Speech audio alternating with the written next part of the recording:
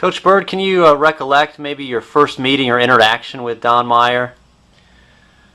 You know, the first time I was even aware of Coach Meyer, I was my first job assistant coach at Maryville College, and we were going to play Tennessee Wesleyan.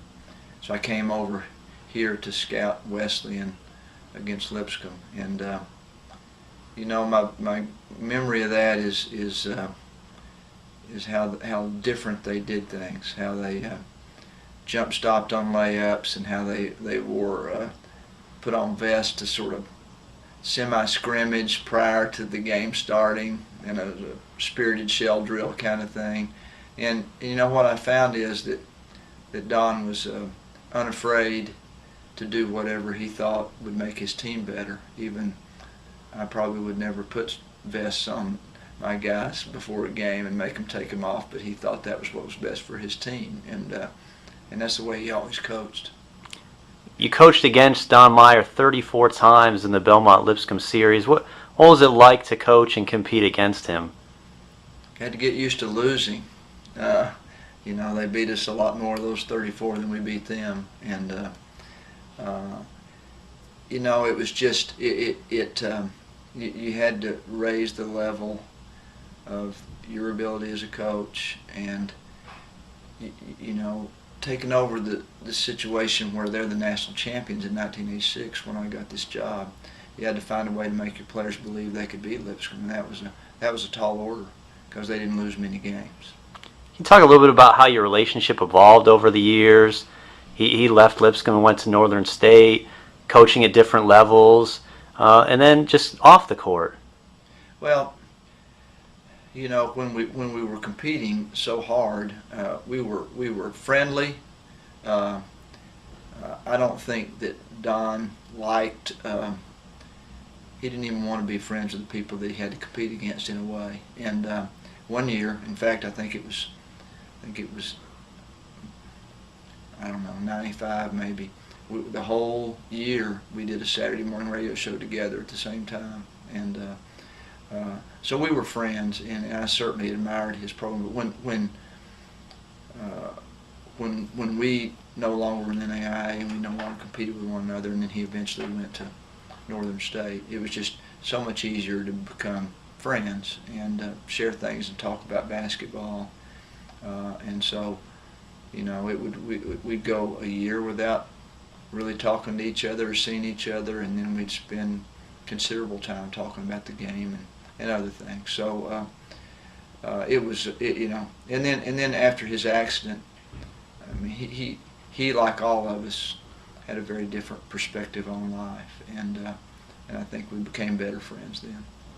I think it would be hard for some outsiders to differentiate between Don Meyer the coach and Don Meyer the man, because of seemingly so much of who he was associated with the game of basketball. Well, Don was an intimidating guy. He was intimidating to coach against. He had a kind of a fierce look about him. He was demanding of his players. He could be tough on officials, and so people saw that, and particularly opponents. You know, I don't think there were a whole lot of Belmont people that were big fans of Don Meyer because he had a different sort of countenance about him, but he definitely was a very different person in that when you could get to know him away from the competition. That's true in most of us, I think, that do this, but maybe more so for Don. He was really concerned about all the right things, about teaching his players a lot of things outside of basketball, the right way to do things, the difference between right and wrong, the way you treat people, that sort of thing. And I learned a lot of that stuff from him as well. Brian, you have a unique perspective of Coach Meyer, having played for him at Lipscomb. Growing up in this area, what did you know about Meyer, the Lipscomb program, and what led you to play for him? Well, like most high school recruits, I was looking for the best program, the one that had a lot of winning and reputation and tradition. And Coach Meyer's team had won the national championship when I was a sophomore, and they recruited me the hardest. And I wanted the chance to play for the man and coach, and one that had been proven on a national scale. To what extent did his theatrics and quirks, idiosyncrasies lead to maybe Coach Meyer being misunderstood by the public?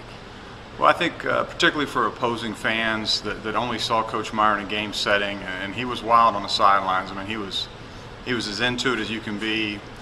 He was totally involved, and he was demonstrative, and he was yelling and coaching and teaching. And I think people only saw that exterior, but if they could have seen him with the youngest campers and telling jokes or helping people that no one really has any idea about, just and trying to get people to just be a better person, saying please and thank you and picking up trash, all the things we've heard about him. It would be a whole lot better if they knew the whole Don Meyer. Talk a little bit about Coach Meyer's practices. They're somewhat legendary. His attention to detail, his teaching ability, so revered regardless of level. Yeah, I think the one thing he tried to do with every practice is that he wanted to make the practices more demanding, more chaotic than the games, so that when you got to the games, you could play more instinctively. So they playing for Coach Meyer was not for everybody. There was pressure, and you were being demanded and tested daily. There wasn't any kind of casualness to our practices. Even a shoot around was a practice. He thought everything you could do, every drill, every time you're on the floor, you were trying to get better, and there was never going through the motions with him. Would it be fair to say that Coach Meyer was more tuned in and more interested in developing his players as men than just mere basketball players? Well, I think it was both. He talked a lot about balance to us as players, and Coach Meyer himself was an extremist. He was the first to tell you that. He took everything to 100%, but he was always trying to get with us as players that you need a balance in your life, that basketball was important, but there was other aspects. So that lesson right there is one that's stuck with me for a long, long time. As you've gone into coaching yourself, do you find yourself drawing upon lessons that you learned from Coach Meyer? I do, and it's not. I don't always think, oh, that's how Coach would do it, or that's how I was taught. But I just think it's sort of, having been with him for 5 years daily, in his approach, I often can reflect back, or I think I do things, and not just because that's how he wanted to be done, but it just sort of became ingrained in me. But Coach would also be the first to tell you there's not just one way to do something, and that's been the great thing working with Coach Byrd. I've been fortunate to see things have success in doing it different ways, but being consistent, and that's what both Coach Byrd and Coach Meyer, they're about: a consistency in your approach, a consistency in your work ethic.